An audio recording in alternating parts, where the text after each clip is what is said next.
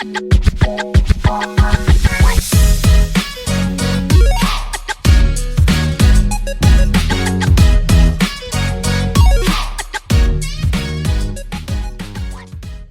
everyone. So the Shardiya Navratri has already started. This is a time to invoke, pray and acknowledge Shakti. This podcast is not only my tribute to her, but also an attempt to share an interesting anecdote to highlight something very important. Shakti literally translates to energy. When you read science, you would understand that our entire body is made up of cells. And the source of energy for each cell is a small microscopic structure called mitochondria. You will be astonished to know that mitochondria can only be transferred from a female and not a male. To give you an example, all the mitochondria I have or my brother has, each single one of them have been transferred by our mother. Our father has zero contribution in giving those energy producing apparatus. What does it indicate? It indicates what our ancient scriptures have always said.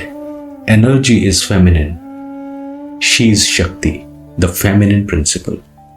Let me share a very interesting, controversial and intriguing anecdote with you, which you will find in multiple versions. Now everyone knows Adi Shankaracharya, the great saint and Acharya. He is credited with the creation of a corpus of scriptures.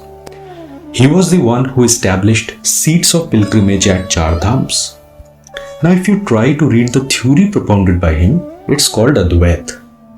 Advait literally means non-dual.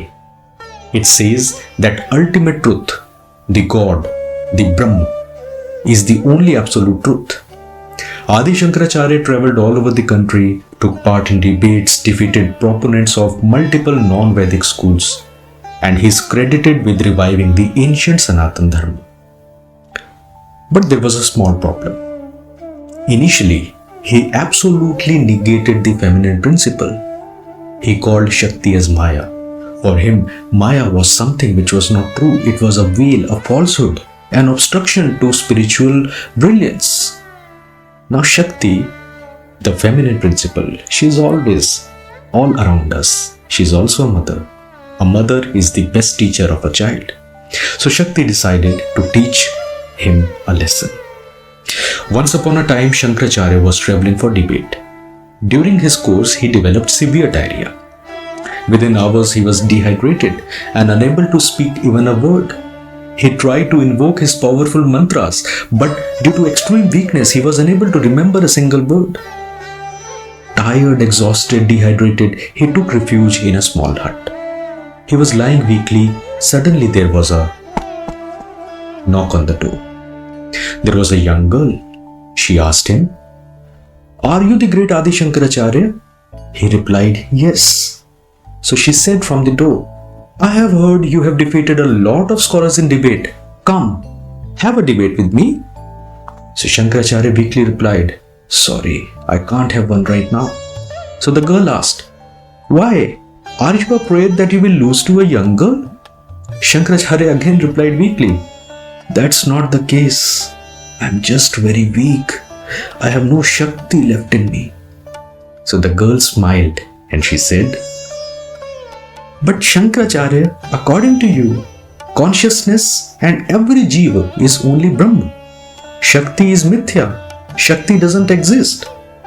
Why can't you work without something that is false? Or is Shakti really false?"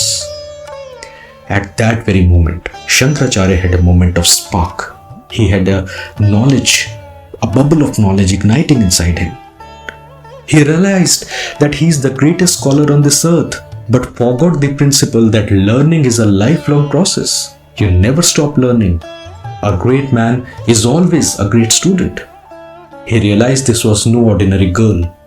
He begged for forgiveness and asked the great goddess to show him the way and complete his knowledge. Ancient lore says that he did penance and he did realize the true form of Devi. In her honor, he also composed the beautiful text. You might have heard the name Saundarya Lahari, Mahishasur Mardini Stotra and Devi Aparad Shamapan Stotra. The same incident is also mentioned in Durga Chalisa, if you have ever read or if you ever hear. There are some lines, there are couplets which say, Shankarach rajtapati कीनो काम क्रोध जीति सब लीनो, शक्ति रूप को मरम ना पायो, शक्ति गई तब मन पछतायो, शरणागत हुई कीर्ति भवानी, जय जय जय जगदम्ब Bhavani. This episode teaches us two things among others. Number one, knowledge is never absolute. A great man is the one who's ever ready to listen, to learn. And second, it tells the importance of Shakti. Who is Shakti? She is the protector. When individual devatas and gods failed to vanish a great evil like Mahishasura, she manifested herself and slayed the beast in battle. She is Mahishasura-mardini. She is also the great deluder. As Mahamaya, she is the force which forcefully pulls most intellectual people into this world of life and death. She maintains the cycle of life and death. She is also Jagdamba, the universal mother. She is Annapurna, who provides for food. She is Bhairavi, the dispeller, the remover of fear. She is protector, and she is also the feminine aspect, the ultimate truth, the absolute knowledge. This Navratra time, let's acknowledge the feminine principle. Shakti is all around us. No knowledge, no endeavor is ever complete without her. And Shakti is not an abstract thing. She is inherent in all females.